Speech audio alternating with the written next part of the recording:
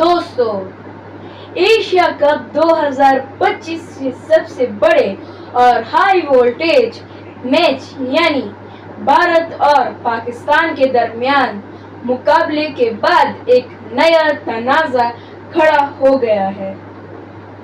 ये तनाज़ा मैच के नतीजे पर नहीं बल्कि हैंडशेक यानी मुसाफे पर है।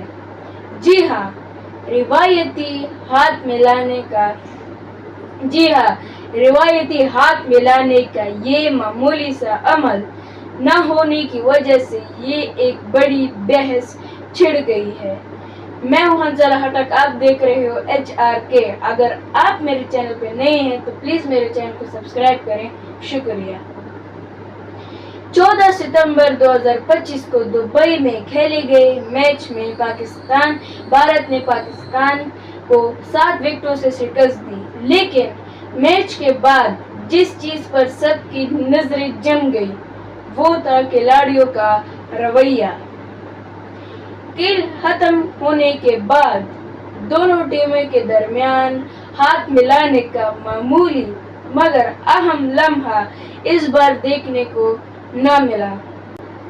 टॉस के वक्त भी दोनों कप्तानों ने एक दूसरों से हाथ नहीं मिलाए।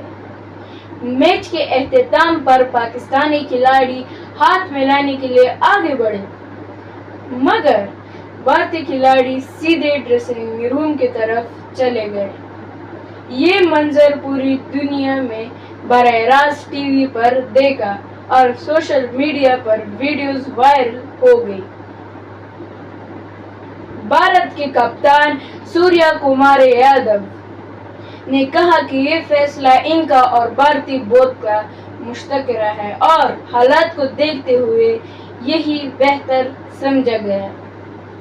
दूसरी जानिब पाकिस्तान के कोच माइक हैसन ने अफसोस का इजहार करते हुए कहा कि वो हाथ मिलाने के लिए तैयार थे लेकिन भारतीय खिलाड़ियों ने ऐसा नहीं किया।